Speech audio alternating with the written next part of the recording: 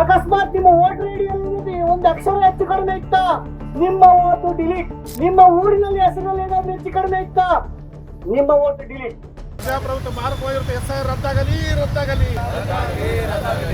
ಮತದಾನದಿಂದ ವಂಚಿತರನ್ನಾಗಿ ಮಾಡ್ಲಿಕ್ಕೆ ಹೊರಟಿದೆ. ನಾವಿಲ್ಲಿ ನಮ್ಮ ಭಾರತದಲ್ಲಿ ಇರ್ತಕ್ಕಂಥವ್ರು ನಾವೆಲ್ಲರೂ ಭಾರತೀಯರೇ, ಯಾರು ಬೇರೆ ಲಂಡನ್ ಅಮೇರಿಕಾ ಯಾರೂ ಬಂದಿಲ್ಲ. ಮತ್ತು ಪರಿಷ್ಕರಣೆ ಮಾಡೋದು ಅವಶ್ಯಕತೆ ಏನದ? SIR ಅಂತಕ್ಕಂಥ ಕೆಟ್ಟ ಪದ್ಧತಿಯನ್ನು ಕೂಡಲೇ ನಿಲ್ಲಿಸುವಂಥ ಕೆಲಸ ಮಾಡಬೇಕು. 6.5 ಕೋಟಿ ಜನ ಮತ ಚಲಾಯಿಸುವಂತ ಹಕ್ಕನ್ನು ಕಳ್ಕೊಂಡಿದ್ದಾರೆ ಅಂದ್ರೆ ನೀವು ಎದಕ್ಕೆ ಈ ಪ್ರಕ್ರಿಯೆಯನ್ನು ಮಾಡ್ತಾ ಇದ್ದೀರಿ? ಯಾರಿಗೋಸ್ಕರ ಮಾಡ್ತಾ ಇದ್ದೀರಿ? 36.5% ಜನರಲ್ಲಿ ಡಾಕ್ಯುಮೆಂಟ್ಸ್ ಎಲ್ಲ ಸಿಗ್ತಾ ಇದೆ. 64.5 ಜನರ ಹತ್ರ ಯಾವುದೇ ಡಾಕ್ಯುಮೆಂಟ್ಸ್ ಇಲ್ಲ. ಅವ್ರೇನ್ ಮಾಡಬೇಕು? ನಾಗರಿಕ ಹಕ್ಕುಗಳನ್ನ ಪಡೆದುಕೊಳ್ಳಕ್ಕೆ ಬೇಕಾಗಿರ್ತಕ್ಕಂಥ ಮೂಲಭೂತವಾಗಿರ್ತಕ್ಕಂಥದ್ದು ಮತದಾನ. ಆ ಮತದಾನವನ್ನೇ ಕಿತ್ತುಕೊಳ್ಳುವಂತ ಷಡ್ಯಂತ್ರ ಮಾಡ್ತಕ್ಕಂಥ ಈ SIR ಹೆಸರಿನ ದೊಡ್ಡ ಕೂಪವನ್ನ ನಾವೆಲ್ಲ ಬೆದರಿಸಬೇಕಾಗ್ತದೆ.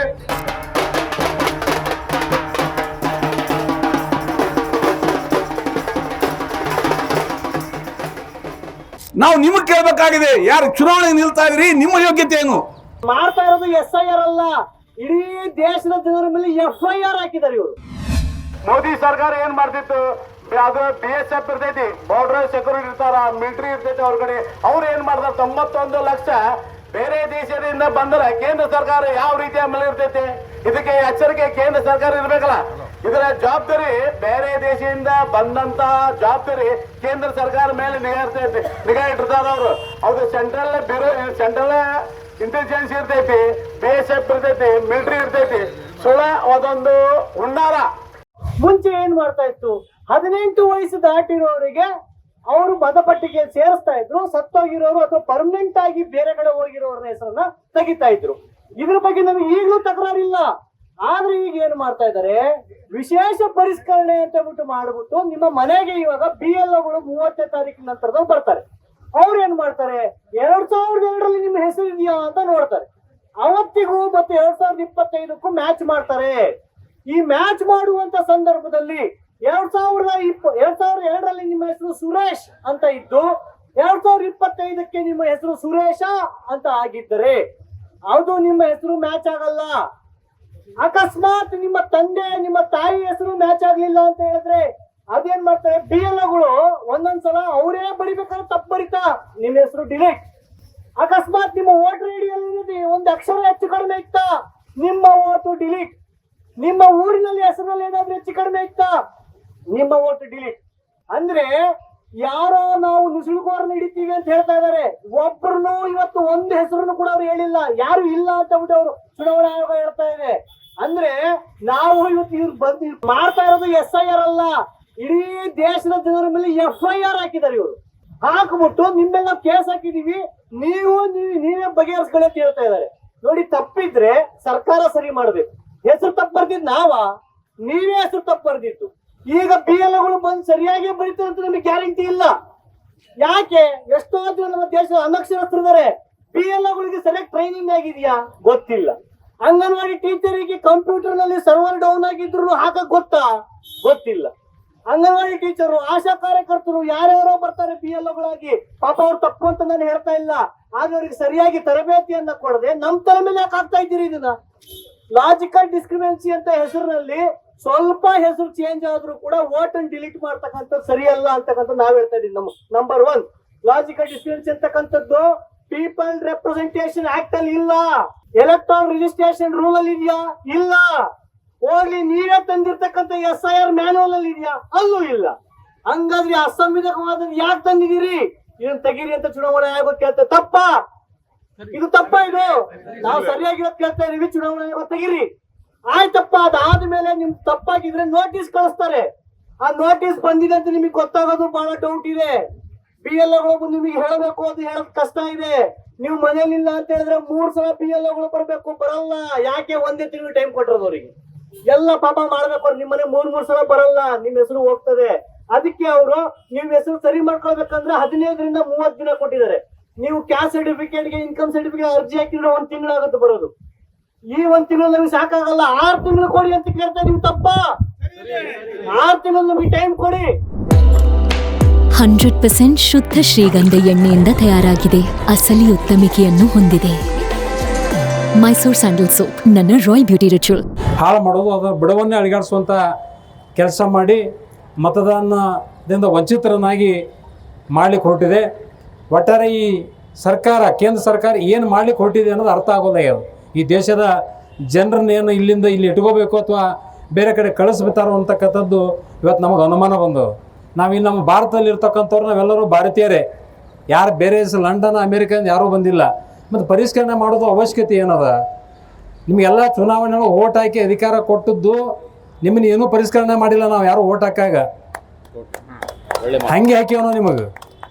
ಮತ್ತು ಈಗ ನಾವು ಓಟ್ ಹಾಕಿದ ಪ್ರತಿಫಲವಾಗಿ ನಿಮ್ಮ ಅಧಿಕಾರ ತೊಗೊಂಡ ನಂತರ ನಮ್ಮನ್ನು ನೀವು ಪರಿಶೀಲನೆ ಮಾಡಕೊಂತೀರಿ. ಇದು ಯಾವ ನ್ಯಾಯ ಈ ದೇಶದಲ್ಲಿ?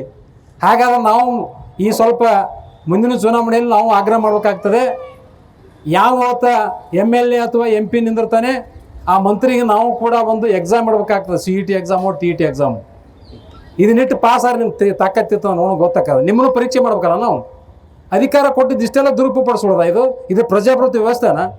ಒಂದು ವೇಳೆ ಇವತ್ತು ಏನಾದರೂ ದೇಶಕ್ಕೆ ಸ್ವತಂತ್ರ ತಂದುಕೊಂಡಂಥ ಮಹಾತ್ಮ ಗಾಂಧೀಜಿ, ವಲ್ಲಭಾಯ್ ಪಟೇಲ್, ಸುಭಾಷ್ ಚಂದ್ರ ಬೋಸ್ ಅವ್ರು ಏನಾದರೂ ತಪ್ಪಿ ಜೀವಂತಿದ್ರೆ ಹಗಲತ್ತೆ ಆತ್ಮಹತ್ಯೆ ಮಾಡ್ಕೋತಿದ್ರು ಇಂಥ ವ್ಯವಸ್ಥೆ ಒಳಗೆ. ಇದಕ್ಕೆ ತಂದು ಕೊಟ್ಟೇವೆ ದೇಶದ ಸ್ವತಂತ್ರ ಅಂತೇಳಿ. ಸ್ವಲ್ಪ ಆದರೂ ನಾಚಿಕೆ ಮಾನವರದ ಐತನು. ಇದಕ್ಕೆ ಸ್ವತಂತ್ರ ಕೊಟ್ಟವ್ರು ಯಾರು? ಚುನಾವಣಾ ಆಯೋಗಕ್ಕೆ. ಮತ್ತು ಇದು ಮೋದಿಯವರು ಈ ದೇಶದ ಚುಕ್ಕಾಣಿ ಹಿಡಿದಾರ. 10 ವರ್ಷ ಮೇಲ್ಪಟ್ಟಾಯ್ತು 2ನೇ ಅವಧಿಯೊಳಗೆ. ಮತ್ತು ನೀವು ಏನು ಮಾಡಕತ್ತೀರಿ? ಚುನಾವಣಾ ಆಯೋಗ ನಿಮ್ಮ ಮಾತು ಕೇಳೋಂಗಿಲ್ಲ. ಹೆಂಗೋ ಇದನ್ನು ಕೂಡಲೇ SIR ಅಂತಕ್ಕಂಥ ಕೆಟ್ಟ ಪದ್ಧತಿಯನ್ನು ಕೂಡಲೇ ನಿಲ್ಲಿಸುವಂಥ ಕೆಲಸ ಮಾಡಬೇಕು. ಯಾಕಂದರೆ ಇದು ಭಾರತೀಯರು ಈಗ ನಮ್ಮ ಇಡೀ ದೇಶದಲ್ಲಿ ಕೆಲವೊಂದು 4-5 ರಾಜ್ಯಗಳಲ್ಲಿ ಈಗ ಅಂದಾಜು 6.5 ಕೋಟಿ ಜನರನ್ನು ಮತದಾರ ಪಟ್ಟಿಯಿಂದ ಹೊರಗಿಟ್ಟಿದ್ದಾರೆ. ಅಂದ್ರೆ ಏನು, ಈ ದೇಶ ಬಿಟ್ಟು ಕಳಿಸ್ಬೇಕಂತ ವಿಚಾರದ ಹೆಂಗೋ ಅದನ್ನೇ ಸ್ವಚ್ಛ ಹೇಳ್ಬಿಡ್ರಿ ನೀವು. ಈ ಒಂದು ಪ್ರಜಾಪ್ರಭುತ್ವ ರಾಷ್ಟ್ರದಲ್ಲಿ ಏನು ಹೇಳ್ತದೆ ನಮ್ಮ ಸಂವಿಧಾನ ಮೂಲ ತತ್ವ ಅಂದರೆ, ಪ್ರಜೆಗಳಿಂದಲೇ ಪ್ರಜೆಗಳಿಗೋಸ್ಕರ ಪ್ರಜೆಗಳೇ ಆರಿಸಿ ತಂದಂಥ ಒಂದು ಸರ್ಕಾರ ಪ್ರಜಾಪ್ರಭುತ್ವ ಸರ್ಕಾರ.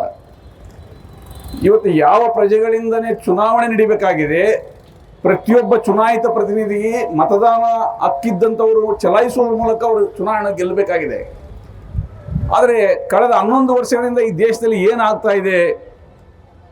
ಒಂದು ಕಡೆ ಇಡೀ ದೇಶದ ಆರ್ಥಿಕತೆನೇ ಅಧೋಗತಿಗೆ ಹೋಗಿದೆ. 2 ಲಕ್ಷ ಕೋಟಿ ರೂಪಾಯಿ ಸಾಲ ಆಗಿದೆ. 2 ಲಕ್ಷ ಕೋಟಿ ರೂಪಾಯಿ ಸಾಲ. ಎಲ್ಲ ಇದನ್ನ ಖಾಸಗೀಕರಣ ಆಗ್ತಾ ಇದೆ.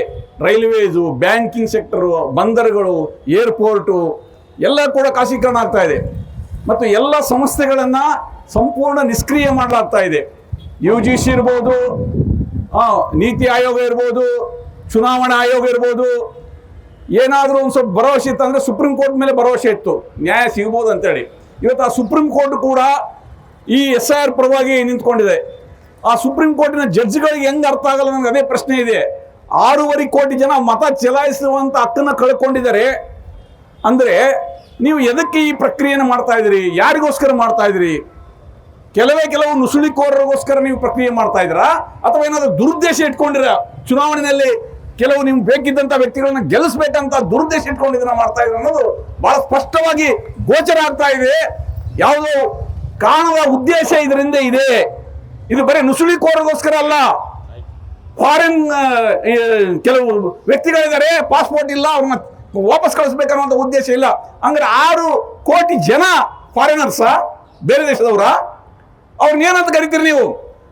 ಅವ್ರ ತಂದೆ, ತಾತ, ಮುತ್ತಾತ ಇದೇ ದೇಶದಲ್ಲಿ ಹುಟ್ಟಿ ಇಲ್ಲೇ ಬೆಳೆದು ಅವ್ರ ವಂಶ ಪರಂಪರವಾಗಿ ಇಲ್ಲಿದ್ದಾರೆ. ಯಾವುದೋ ಒಂದು ಕಾರಣಕ್ಕೋಸ್ಕರ ಕಾಗದ ಪತ್ರದಲ್ಲಿ ಅವ್ರ ಹೆಸರು ಸರಿ ಇಲ್ಲ ಅಂತೇಳಿ, ಅಥವಾ ಅವ್ರ ಡೇಟ್ ಆಫ್ ಬರ್ತ್ ಸರಿ ಇಲ್ಲ ಅಂತೇಳಿ ನೀವು ಅವ್ರನ್ನೆಲ್ಲ ಚುನಾವಣೆಗೆ ನಾಲಾಯಕರು, ಇವರು ಚುನಾವಣೆ ಹಾಕ್ಲಿಕ್ಕೆ ಯೋಗ್ಯತೆ ಇಲ್ಲ ಅಂತ ಹೇಳ್ತಿರಲ್ಲ. ನಾವು ನಿಮಗೆ ಕೇಳಬೇಕಾಗಿದೆ, ಯಾರು ಚುನಾವಣೆಗೆ ನಿಲ್ತಾ ಇದ್ರಿ, ನಿಮ್ಮ ಯೋಗ್ಯತೆ ಏನು?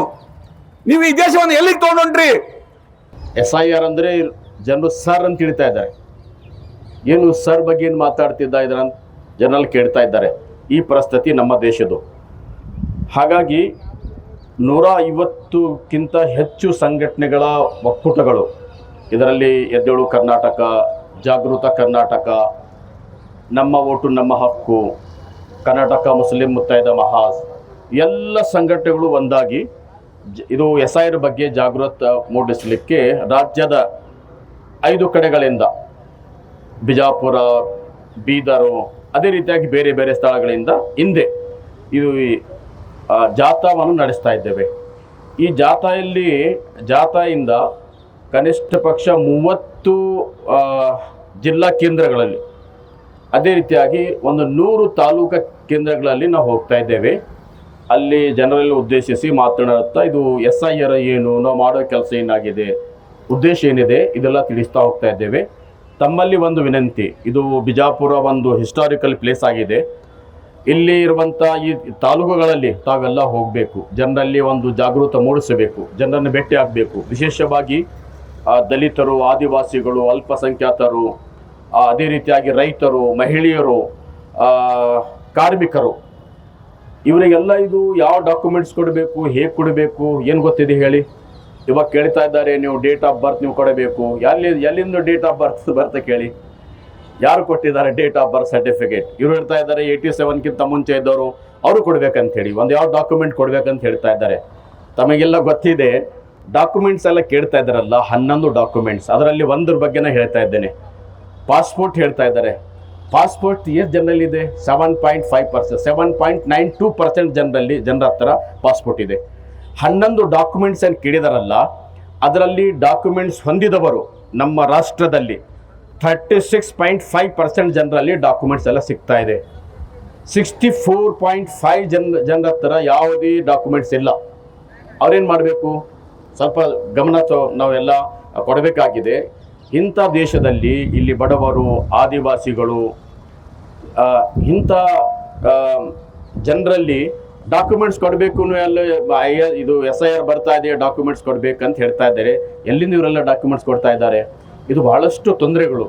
ಹಾಗಾಗಿ ನಾವೆಲ್ಲರೂ ವಿದ್ಯಾವಂತರು, ತಿಳಿದವರು, SIR ಬಗ್ಗೆ ನಮ್ಗೆ ಅರಿವಿದೆ, ಅದೆಲ್ಲ ಜನರ ಹತ್ರ ತಲುಪಿ ಅವರೆಲ್ಲ ತಿಳಿಸಬೇಕಾಗಿದೆ. ಒಂದು ವೇಳೆ ಇದು ಕೆಲಸ ಆಗಲಿಕ್ಕಂದರೆ ಕರ್ನಾಟಕದಲ್ಲಿಯೂ ನಮಗೆ ಅಂದಾಜ ಇದೆ, ಕರ್ನಾಟಕದಲ್ಲಿಯೂ 50 ಲಕ್ಷಕ್ಕಿಂತ ಹೆಚ್ಚು ಜನರ ಹೆಸರು ಅದು ವೋಟರ್ ಲಿಸ್ಟಿಂದ ತೆಗೆದುಹಾಕುವ ಸಂಭವ ಇದೆ. ಈ ದೇಶದ ನಾಗರಿಕರಾದ ನಾವು ಸಮಸ್ಯೆಗೆ ಈಡಾಗಿದ್ದೀವಿ ಈ ಸಂದರ್ಭದಲ್ಲಿ ಅಂತಂದ್ರೆ, ಈ ಸಂದರ್ಭದಲ್ಲಿ ಬಂದೊದಗಿರ್ತಕ್ಕಂಥ ಸರ್ಕಾರಗಳು ಮತ್ತು ಸಂವಿಧಾನಕ್ಕೆ ಇವರೇನು ಅಡೆತಡೆಗಳನ್ನು ತರ್ತಾ ಇದ್ದಾರೋ ಅದನ್ನೆಲ್ಲವನ್ನು ಖಂಡಿಸಿ ಜನರಲ್ಲಿ ಜಾಗೃತಿ ಮೂಡಿಸಿ, ಮತದಾನದ ಹಕ್ಕು ಹೋದ್ರೆ ಈ ದೇಶದ ನಾಗರಿಕ ಹಕ್ಕೇ ಹೋದಾಗೆ, ಈ ದೇಶದ ನಾಗರಿಕ ಹಕ್ಕು ಉಳಿಸ್ಕೊಳ್ಬೇಕು ಅಂದ್ರೆ ನಾವೆಲ್ಲರೂ ಕೂಡ ಮತದಾನವನ್ನು ಉಳಿಸ್ಕೊಳ್ಬೇಕಾಗ್ತದೆ. ಆ ಕಾರಣಕ್ಕಾಗಿ ಮುಂದಿನ ದಿನಮಾನದಲ್ಲಿ ನಾವು ಬಹಳ ದೊಡ್ಡ ಕೆಲಸವನ್ನು ಮಾಡಬೇಕಾಗಿದೆ. ಪ್ರತಿಯೊಂದು ಬೂತ್ ಮಟ್ಟದಲ್ಲಿಯೂ ಕೂಡ ಜಾಗೃತಿಯನ್ನು ಮೂಡಿಸ್ತಾ ನಮ್ಮ ಮತದಾನದ ಹಕ್ಕನ್ನು ಉಳಿಸ್ಕೊಳ್ಳಿ, ಮತದಾನವನ್ನು ಉಳಿಸ್ಕೊಳ್ಳೋದ್ರ ಮುಖಾಂತರ ನಾಗರಿಕ ಹಕ್ಕುಗಳನ್ನ ಪಡೆದುಕೊಳ್ಳಿಕ್ಕೆ ಬೇಕಾಗಿರ್ತಕ್ಕಂಥ ಮೂಲಭೂತವಾಗಿರ್ತಕ್ಕಂಥದ್ದು ಮತದಾನ.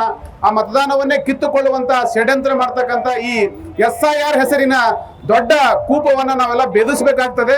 ಆ ಕಾರಣಕ್ಕಾಗಿ ನಿರಂತರವಾಗಿ ಜನರಲ್ಲಿ ಜಾಗೃತಿಯನ್ನು ಮೂಡಿಸ್ತಾ ನಾವೆಲ್ಲರೂ ಕೂಡ ಮುಂದೆ ಸಾಗಬೇಕಾಗಿದೆ. ಎಲ್ಲರನ್ನ ವಿಶ್ವಾಸಕ್ಕೆ ತೆಗೆದುಕೊಂಡು ಎಲ್ಲ ಜಾತಿ, ಮತ, ಪಂಥ, ಭೇದ, ಧರ್ಮ ಇಲ್ಲದೆ ಎಲ್ಲರನ್ನ ಒಳಗೊಂಡಂಗೆ ಎಲ್ಲರಿಗೂ ಕೂಡ ಆಗಬಹುದಾಗಿರ್ತಕ್ಕಂಥ ತೊಂದರೆಯನ್ನ, ಆಗಬಹುದಾಗಿರ್ತಕ್ಕಂಥ ನಷ್ಟವನ್ನ ನಾವೆಲ್ಲರೂ ಕೂಡ ಉಳಿಸ್ಕೊಳ್ಳಿಕ್ಕೆ ಕಟಿಬದ್ಧರಾಗಿ SIR ನ ಜಾಗೃತಿ ಮೂಡಿಸ್ತಾ, SIR ನ ಆಗಿರ್ತಕ್ಕಂಥ ಅನಾಹುತಗಳನ್ನ ಜನರಿಗೆ ತಿಳಿಸ್ತಾ ಈ ಹೋರಾಟವನ್ನ, ಜಾಗೃತಿ ಜಾಥಾವನ್ನ ಇಂದು ನಾವು ಉದ್ಘಾಟನೆ ಮಾಡ್ತಾ ಇದ್ದೇವೆ. ಎಲ್ರಿಗೂ ಧನ್ಯವಾದಗಳು. ಮತ್ತೆ ನಾವೆಲ್ಲರೂ ಮತ್ತಷ್ಟು ವಿಶೇಷ ವಿಡಿಯೋಗಳನ್ನು ನೋಡಲು ಮತ್ತು ಹೊಸ ವಿಡಿಯೋಗಳ ಬಗ್ಗೆ ತಿಳಿಯಲು EDina.com ಯೂಟ್ಯೂಬ್ ಚಾನೆಲ್ ಸಬ್ಸ್ಕ್ರೈಬ್ ಮಾಡಿ ಮತ್ತು ಬೆಲ್ ಐಕಾನ್ ಕ್ಲಿಕ್ ಮಾಡಿ.